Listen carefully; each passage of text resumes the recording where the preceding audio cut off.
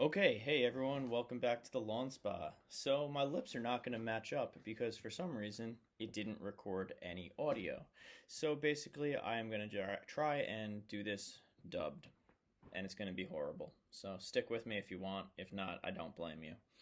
Today we are going to do a follow-up video from yesterday's video, and in this one we're going to be talking about how to get more water down into the roots, and by doing that we are going to use PVC pipes, put some holes in it, dig down into the ground, place it down there, put on a cup link and a cap on the top so that dirt and stuff doesn't get into it, and try and get it as far down to be flush with the ground as we can.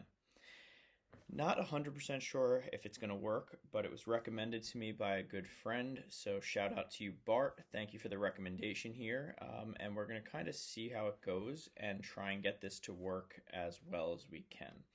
To dig the hole, we're going to be using this little auger that I bought that goes to your drill. It's about 2 feet. The pipe's about 2 feet.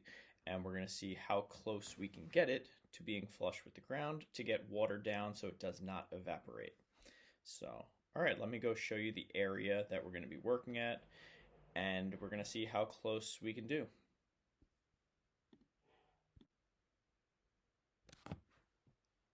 Okay, so here we go. This is the tree that I'm going to be working on. I've already pulled all the weeds out of it and moved the mulch over to the side so I can start digging the hole. But before that, what we're going to do is take a drill with a drill bit and drill some holes right into this PVC so that the water can come out throughout the whole way and not just all sit at the bottom. We want to try and get as much water as we can right into the roots. So by using this bit, it makes pretty easy work of it, but just be careful, don't hurt yourselves. It's not too hard. One thing I will say is make sure that your drill is going to the right. You'll see the first two go in pretty easy, and then I messed up and it went to the left and it wouldn't go in, and you'll see me struggling here in a second. We did holes on both sides of the PVC pipe just to make it a bit easier for water to come out. Again, I've never done this before. I'm not sure if this is the right way to do it, the wrong way, but it's how I'm doing it. Learn from my mistakes or don't. That's up to you. But I think here is where you can see it's spinning the wrong way because I am not good at this stuff and I didn't know what I was doing, and I must have pressed the reverse button. So enjoy me fiddling with this and failing, but it does eventually get there, I promise. Yep, see, I noticed it there, and as soon as I switched it over, it makes much easier work of it. No, actually, I don't know if I did. It's a progress. It's not great always, but just remember we're trying our best here and we're doing what we can. Grass not looking too great here in this part of the lawn, not gonna lie. Looks like a lot of dead stuff, but that's what happens when it's 107 every day and you can only water your grass once a week. You deal with it. 2024, year of the lawn, not 2023. So, all right, here's the last hole we're making in this one, and then we're going to head back over to the hole that we're going to be building and switch that drill bit for the auger bit. Okay, so here you can see the PVC pipe. It's about 2 feet. Okay, so now we're back over by the tree in the spot that we need. So be careful when you're doing this for irrigation lines. I do have that in my little mulch bed here.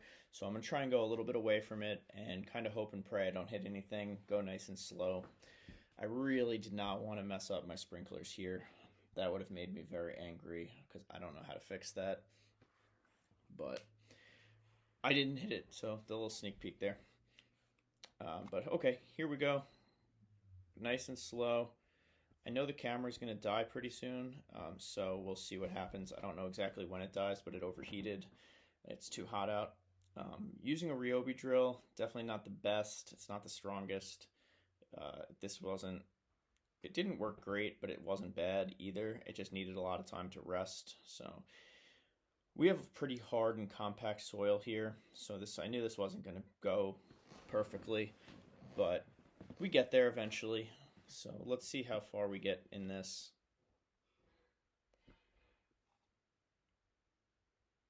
Yeah, it's not great. Definitely not great.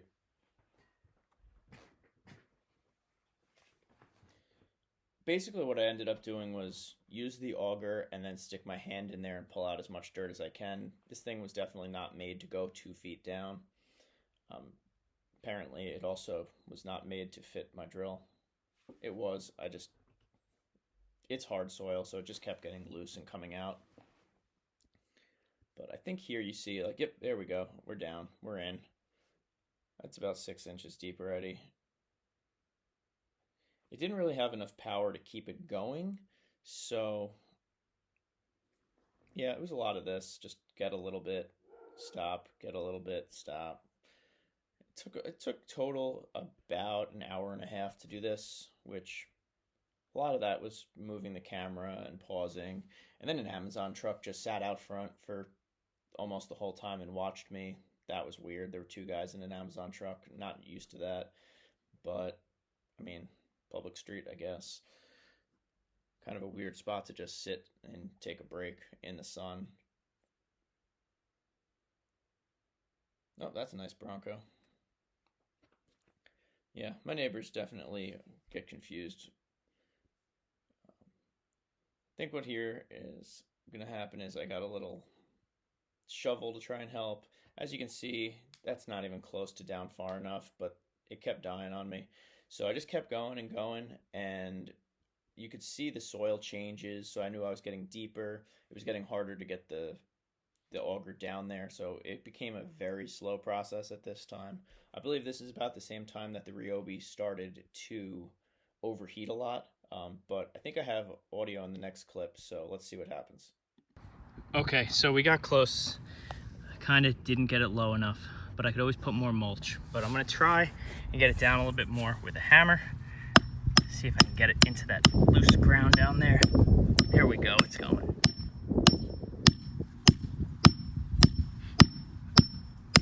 All right, I'll be back in a minute. Just gonna hammer away. Okay, so we got it down there pretty good. Got it even lower, below. That's about where I wanted it. Would have liked it to be a little bit lower.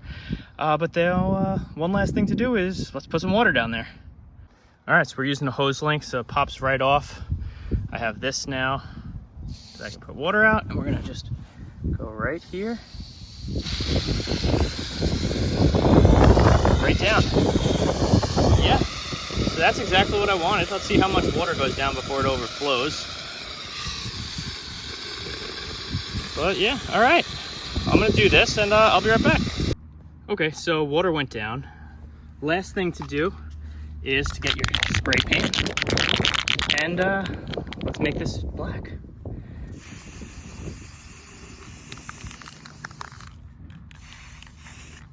Oh yeah, that looks so much better.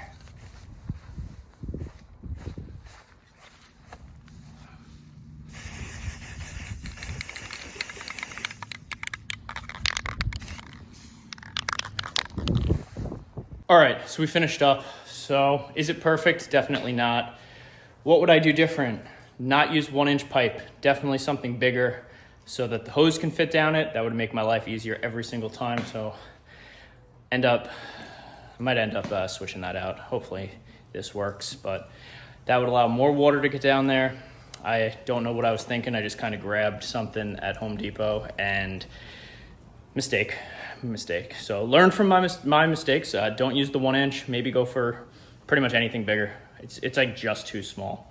So, all right, I will keep you updated on that. If you have, that cost like a few dollars to do, really. The auger was, I think, $18.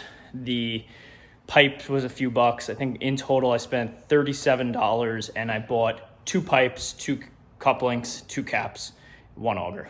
So. All right, well, I'll link down below what I used in case you're curious and if you want to do that. And if you're in the neighborhood and you're looking to do it, hit me up. I'll help you out. All right, guys. Lawn Spot out. Bye-bye.